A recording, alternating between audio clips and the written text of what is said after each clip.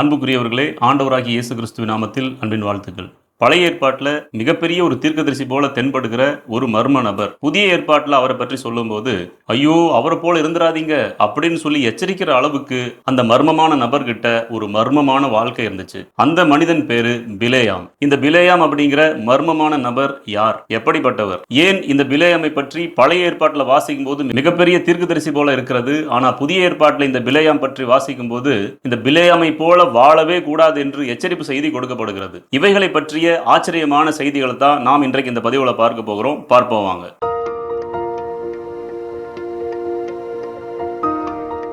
Israel ஜனங்கள் எகிப்திலிருந்து விடுதலை பெற்ற பிறகு ஒவ்வொரு ஊரா ஒவ்வொரு பட்டணமா தாண்டி வர்றாங்க. அப்படிப்பட்ட ஒரு காலகட்டத்தில் தான் மோவாப் என்கிற ஒரு நாட்டுக்கு பக்கத்தில் இருக்கிற சமவெளியில வந்து தங்குறாங்க. அப்ப அந்த மோவாபுடைய ராஜா பயப்படுறான். இந்த இஸ்ரேல் ஜனங்கள் எங்களுடைய தேசத்தை கைப்பற்றி விடுவார்கள் என்று ஒரு பயம். இந்த மோவாப் சமீபத்துல தான் எமோரியர் என்கிற ஒரு குழுவோடு கூட நடந்த போர்ல தோல்வி கண்டிருந்தது. ஆகவே புயல் போல கிளம்பி வந்திருக்கிற அந்த இஸ்ரேல் மக்களை ஜெயிக்க போர் செய்தா முடியாது அப்படின்ட்டு குறுக்கு வழியை செய்தவன் தான் இந்த மோவாப் ராஜா. ஐப்ராத் நதி அருகிலே குடியிருந்த ஒரு மனிதன். அந்த மனிதன் பேரு பிலேயாம். இந்த பிலேயாம் ஒரு குறி சொல்கிறவனாக, ஒரு தீர்க்கதரிசி போல எல்லாராலும் அறியப்பட்டிருந்தான். இந்த மனிதன் செல்வாக்கு மிக்க ஒரு மனிதனாக இருந்ததுனால அந்த மனிதனை வரவழைத்து இந்த இஸ்ரேல் மக்களை சபித்தால் அவர்கள் போரிட முடியாது, நாம் வென்று விடலாம் அப்படின்னு இந்த மோவாப் ராஜா நினைச்சான். எனவே அந்த பிலேயாம் என்கிற மனிதனோடு தொடர்பு கொண்டிருந்த மீதியானியர்களுடைய தலைவர்களை அனுப்பி இந்த பிலேயாமுக்கு கூலியை கொடுத்து பணத்தை கொடுத்து அழைத்து வருகிறார்கள் இஸ்ரேல் மக்களை சபிப்பதற்கு. இந்த பிலேயாமுடைய நடவடிக்கைகளை பார்க்கும்போது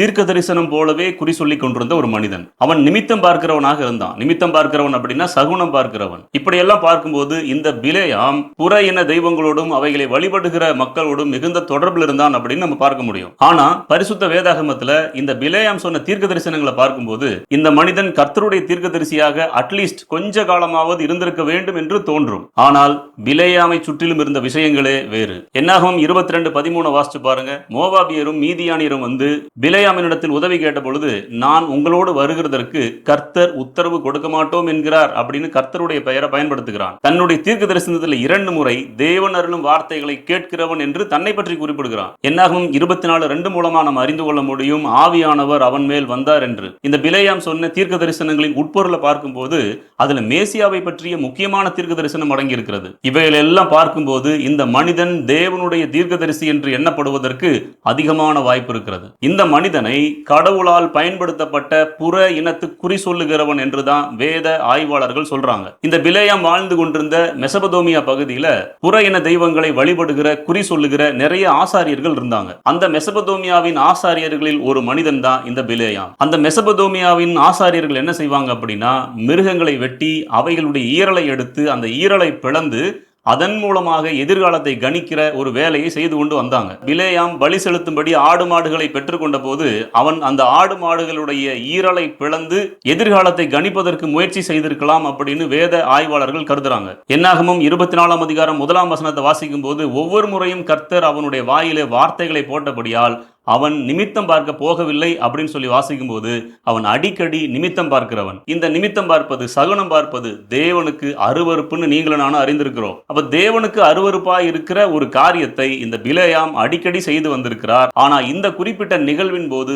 தேவன் பிலேயாமை அனுமதிக்காமல் முற்றிலுமாக ஆட்கொண்டார் அப்படின்னு பார்க்க முடியும். இந்த குறிப்பிட்ட வேளையிலே பிலேயாம் இஸ்ரேல் ஜனங்களை சபிக்கும்படி மோவாப் ராஜாவின் மூலமாக பணம் கொடுக்கப்பட்டு அழைத்து வரப்பட்டிருக்கிறார். ஆனால் தேவன் தம்முடைய பிள்ளைகளுக்கு வருகிற சாபங்களை ஆசீர்வாதமாக மாற்றுகிறவர். இந்த பிலேயாமை முற்றிலும் ஆட்கொண்டு இந்த பிலேயாம் தன்னுடைய விருப்பத்தின்படி சாபமான வார்த்தைகளை பேசாம தம்முடைய சித்தத்தின்படி ஆசீர்வாதமான வார்த்தைகளை பேச வேண்டும் என்று இந்த பிலேயாமை முற்றிலுமாக ஆட்கொண்டார். இந்த பிலேயாம் துன்மார்க்கமான மனிதன். இந்த பிலேயாம் குறி சொல்லுகிற மனிதன். இந்த பிலேயாம் புற இன கடவுள்களை ஆராதிக்கிற, தொழுது கொள்ளுகிற மனிதன்.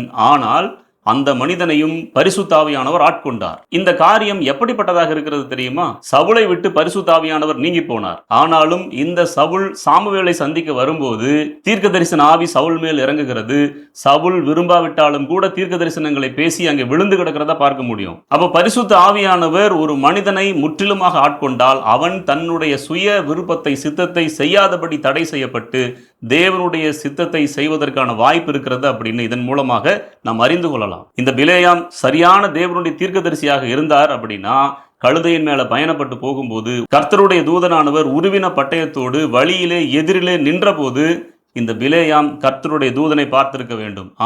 ஆனால் உலக பிரகாரமான ஆசையோடும் கர்த்தருக்கு பிரியமில்லாத ஒரு செயலை செய்வதற்கும் இந்த மனிதன் புறப்பட்ட போது அந்த உலக பிரகாரமான மனிதனுடைய கண்களுக்கு உருவின பட்டயம் தெரியவில்லை. ஆனால் கழுதைக்கு தெரிந்து தப்புவித்தது அப்படின்னு சொல்லி நம்ம பார்க்கலாம். இந்த மனிதன் கர்த்தருடைய ஆவியானவரால் ஆட்கொள்ளப்பட்டு இஸ்ரேல் மக்களை சபிப்பதற்கு பதிலாக பலமுறை ஆசீர்வதிக்கிறார். என்னாகமம் 24:17 ஒரு நட்சத்திரம் யாக்கோபிலிருந்து உதிக்கும், ஒரு செங்கோல் இஸ்ரவேலிலிருந்து எழும்பும் அப்படின்னு ஆண்டவராகிய இயேசு கிறிஸ்து என்னும் மேசியாவை பற்றி தீர்க்க தரிசனம் சொல்லுகிறார். இப்படி எல்லாம் 24ஆம் அதிகாரத்தில் இஸ்ரேல் மக்களை பற்றிய தீர்க்க தரிசனத்தை பார்க்கிறோம். ஆனா 25ஆம் அதிகாரத்துக்கு போகும்போது அங்கே நடந்தது ஒரு மோசமான விளைவு. பலத்தின் மேல் பலமடைந்து கர்த்தருடைய ஆசீர்வாதங்களை சுதந்திரிக்க வேண்டிய இஸ்ரேல் ஜனங்கள் பாவத்தின் மேல் பாவம் செய்து சாபத்தை வருவித்துக் கொண்டதை நம்ம அந்த அதிகாரத்தில் பார்க்க முடியும். அதற்கு முழு முதற் காரணமும் யார் தெரியுமா? இந்த பிலேயாம் என்கிற குறி சொல்லுகிற மனிதன். அவன் மோவாப் ராஜாவுக்கு ஆலோசனை சொல்லுகிறான். மோவாபிய பெண்களை அவர்கள் நடுவே அனுப்பினால் அவர்கள் இஸ்ரேல் ஜனங்களை விபச்சார பாவம் செய்ய வைப்பார்கள், தங்களுக்கு தாங்களே சாபத்தை வருவித்துக் கொள்வார்கள் அப்படின்ட்டு அந்த ஆலோசனையின்படியே மோவாப் ராஜா செய்ய இந்த மோவாபிய பெண்கள் இஸ்ரேல் மக்களுடைய பாளையத்துக்கு செல்லுகிறார்கள். இஸ்ரேலை சேர்ந்த மனிதர்களை தங்களுடைய இடத்துக்கு அழைத்து செல்லுகிறார்கள். அங்கே பாகாலுடைய வழிபாட்டிலே ஈடுபடுகிறார்கள். வழக்கமா பாகாலுடைய வழிபாட்டில் இன விருத்திக்கான அசுத்தமான அருவருப்பான நிர்வாணமான காரியங்கள் நடக்கும். ஆகவே இஸ்ரேல் ஜனங்கள் மோவாபிய பெண்களோடு மிக எளிதில் விபச்சாரம் செய்தார்கள். மாத்திரமல்ல, பாகாலுடைய சிலைகளை வணங்கி கொண்டு கர்த்தருக்கு விரோதமான சிலை வணக்கத்திலையும் அந்த இஸ்ரேல் ஜனங்கள் ஈடுபட்டார்கள். ஆகவே மிகுந்த வாதை அவர்களுக்குள்ளே வந்தது. அந்த வாதையிலே கிட்டத்தட்ட 24,000 பேர் மடிந்து போனார்கள். அப்பொழுதுதான் ஆரோனுடைய பேரன் பினெகாஸ் என்பவர் கர்த்தருடைய சார்பில் நின்று விபச்சாரம் செய்து கொண்டிருந்த 2 பேரை தன்னுடைய ஈட்டினாலே குத்திக் கொள்ளுகிறார். இதன் விளைவாக வாதை நின்றது. அது மட்டுமல்ல, பினெகாசுக்கும் அவருடைய சந்ததிக்கும் ஆசாரியத்துவம் நித்தியமாக கிடைக்கும் என்கிற ஒரு வாக்கு தத்தமும் பிறந்தது. அதற்கடுத்து பிலேயாமுக்கு என்ன நடந்தது தெரியுமா? தேவனுடைய கோபத்துக்கு பாத்திரனாய் போன இந்த பிலேயாமால் நீடித்த நாட்கள் வாழ முடியவில்லை. அந்த மோவாப் ராஜாவினிடத்திலே பெற்றுக்கொண்ட பணத்தை அனுபவிக்க முடியவில்லை. மீதியானிய தலைவனுடைய மகள் கஸ்பி, இந்த கஸ்பியின் மூலமாகத்தான் விபச்சார பாவம் இஸ்ரேலுடைய பாளையத்துக்குள்ளே வந்தது.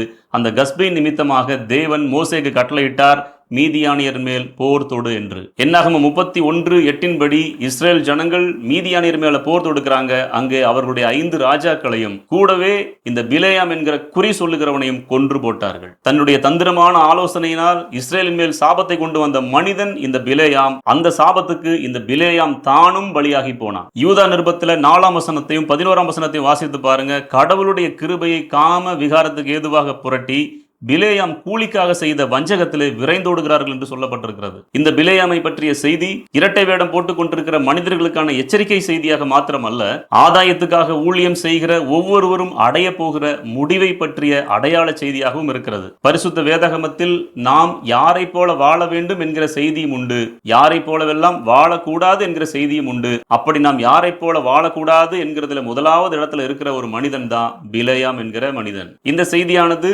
நம்முடைய ஆவிக்குரிய வாழ்வுக்கு மிகவும் பிரயோஜனமாக இருக்கும் என்று நான் நம்புகிறேன். மீண்டும் நல்லதொரு செய்தியோடு கூட சந்திப்போம். தேவனுடைய நாமம் மகிமைப்படுவதாக. ஆமென்.